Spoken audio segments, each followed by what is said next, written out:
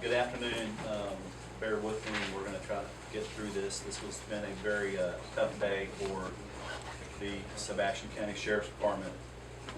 Today, around 7 a.m. this morning, a call was received from our 911 center. Information from the caller, there was a subject by the name of Billy Jones that was later identified as Billy Monroe Jones, white male, 35 years of age. He'd come to his father's home to take some tools. Jones had pulled a gun on his father. They then contacted 911. About 708 deputies and officers, I believe, from the Greenville Police Department, as well as Hackett Police Department, arrived on scene. Shortly, about a minute later, it was reported that Jones had a rifle as well as body armor. Officers then were able to take cover. That time, Mr. Jones started firing at law enforcement officers who were at the scene.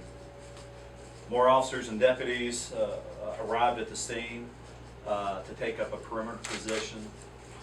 As this was happening, several things were developing.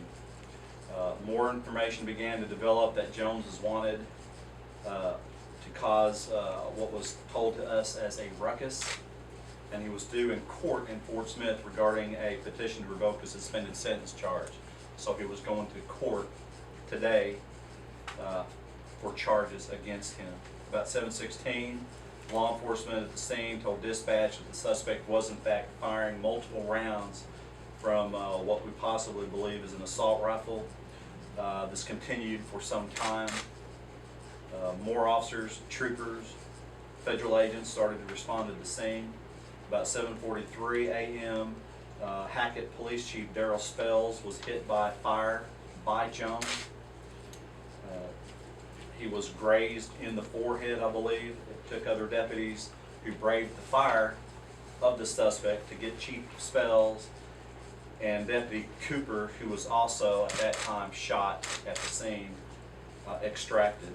These deputies made courageous acts of what I consider valor by putting themselves in the line of duty in order to get these wounded officers out of the line of fire. Not, of course, just deputies, but all of our fellow law enforcement officers that were there at the time also made numerous courageous acts. During the time we were there, we had several civilians that were also in the line of fire. Members from several SWAT teams, including Sebastian County SWAT, Fort Smith SWAT, Arkansas State Police SWAT, Van Buren Police Department SWAT, Crawford County SWAT, responded to the scene, and we were able to conduct several rescues of individuals or citizens that were trapped in the line of fire. During the perimeter, there was continued shots that were being fired from time to time. Jones shot a law enforcement robot that was being used to gather intelligence around the scene. He was able to disable that. The reason for the deployment was to confirm, in fact, that the suspect was still inside, and it was confirmed once he started shooting. 11:46. Before then, negotiations were attempted throughout the entire incident. He would never actively respond to any type of negotiations. At about 11:46 a.m., he chose to surrender to law enforcement.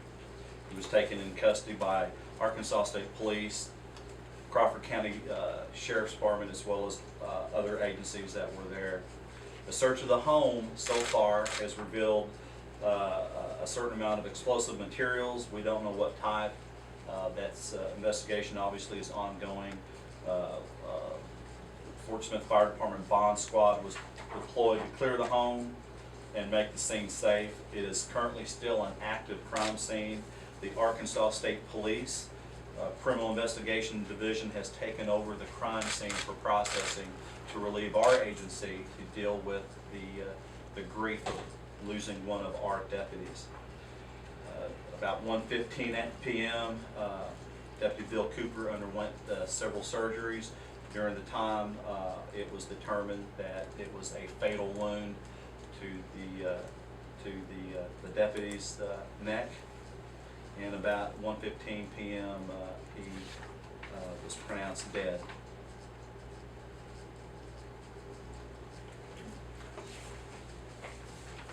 Deputy Cooper has been employed with our office since 2001.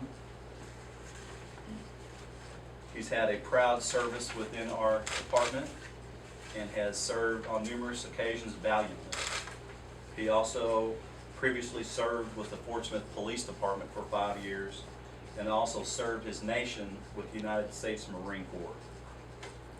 There is an estimated over 200 law enforcement personnel that responded to this active shooter type situation. As I said before, the crime scene is still under investigation. We have limited information as to why this actually happened, but please bear with us. And as we get more information, we certainly will be able to push that out to you. We ask all of Sebastian County in the state of Arkansas to be praying for Deputy Cooper's family and members of the Sebastian County Sheriff's Department who are grieving and are hurting right now. Another perfect example of how local law enforcement every single day comes to work. They leave their family in order to serve and protect. I'm extremely proud of our department, the way that we've been handling this horrible situation. I'm extremely proud of the other law enforcement agencies that are standing and being represented behind me about the assistance that they have provided to our agency. That assistance has come straight from the governor's office, and that assistance has been astronomical. I thank them for that. So I'll take a few questions now if you have any questions. The people who were trapped, the civilians, well, how was it that they were trapped? Were they residents, neighbors? They were civilians, and they were also some neighbors as well as family members. The Fort Smith Police Department said that they felt like it was a planned attack, that he planned on attacking the officers that came. Do you have any information into that? You know, the investigation is ongoing. It certainly was an extremely violent situation that came out of nowhere, so we're certainly looking into that possibility. What more can you tell us about the suspect? We were told that he even had a license for explosives. Is that correct? You know, the investigation's ongoing. I don't have that information. We talked just a few weeks ago after the tragedy in Dallas about the state of the country. Now here we are. What do you want people to know?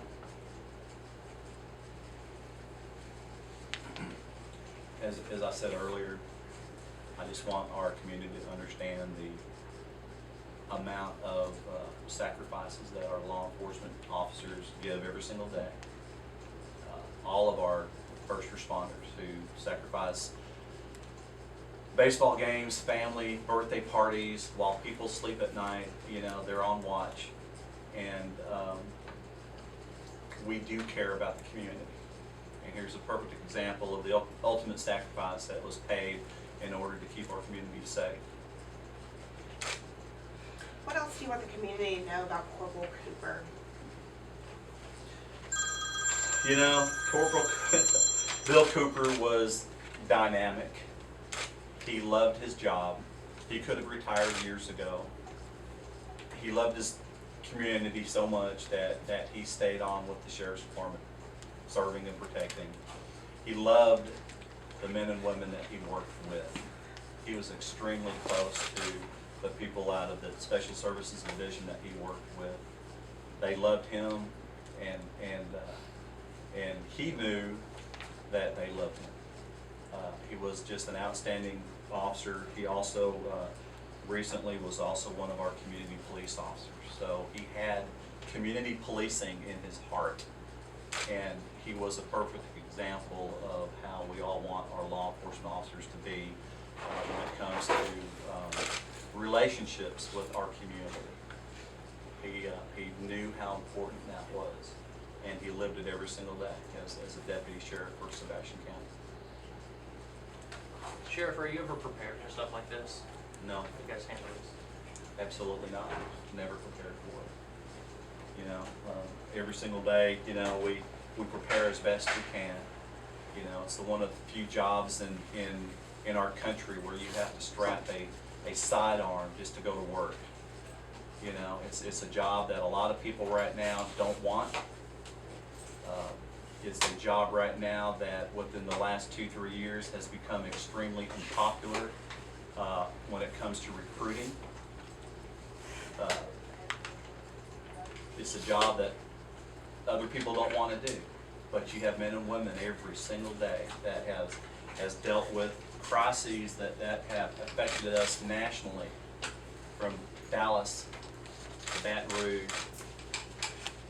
Their head has been hung low a few times, but they continue to put that badge over their chest, and they still come to work because of the love for their job and love for their communities. We haven't talked about the Hackett police chief. He was grazed in the head, is that correct? Yeah, from what I understand, and once again, it's early on, but Chief Spells was grazed by what we believe is a round.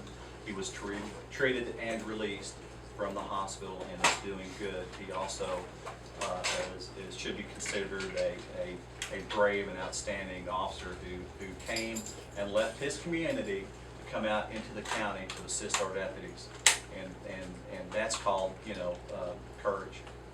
And I certainly will be forever grateful for that. And to be clear, initially, the initial call, these two officers had no idea what they were walking into.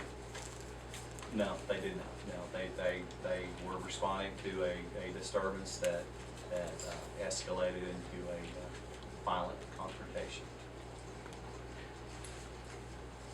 How do you as a department move forward from here?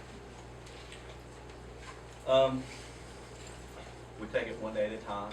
We ask for the community to pray for us, not just our department, but all law enforcement throughout the entire nation. Ask the community, if you see an officer, a deputy, a trooper, an agent, tell them good job. Tell them we appreciate what they do. And hopefully the prayers and goodwill will lift up all of our agencies in this area. Because here's the thing about law enforcement. It's this is a tragedy for the Sebastian County Sheriff's Department, but we're all one big family. You have men and women in the law enforcement community right here, standing right beside me, right next to me, who are hurting as well. We had a horrible tragedy with a state trooper who was risking his life just the other day, trying to stop somebody who was driving on the wrong side of the freeway, risking his life to save others. You know, we have every single day.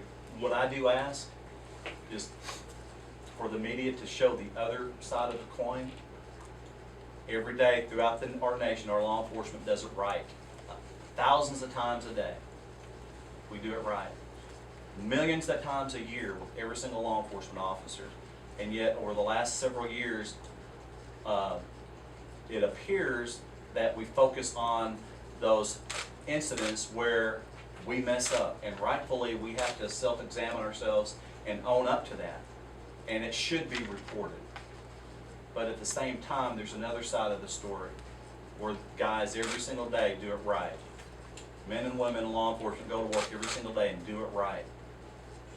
And how we move forward is maybe occasionally challenging our media, who does an outstanding job, to show the other side of the coin every now and then. And I know that you do. So I ask that you continue to do that and help lift up our deputies and our law enforcement throughout the entire nation. Yes, one other issue, I'm sorry, I forgot to mention that the canine officer, or excuse me, a canine that was being deployed by the Greenwood Police Department was also shot. And right now they are currently searching for that dog. So we have people who are actively looking for the canine that actually took a round from this suspect as well. So we're forever grateful to the Greenwood Police Department for deploying as well. What do you mean you're searching for the dog? The dog ran away? The dog was shot, and during the fog of this gunfight, the officer, the handler, is diving for cover, and his dog obviously is doing the same. So we don't know if the dog was able to to crawl off or what. So it's a wooded environment, so we're still actively searching for the canine. Any other questions? How old was Deputy Cooper? He was ready, 65, I believe. He was almost ready to retire. As for the suspect, do you know if he was on any type of watch list, FBI watch list, anything other than, I don't have that information, but we certainly can try to find that out. thank you. Anything else? Thank you all.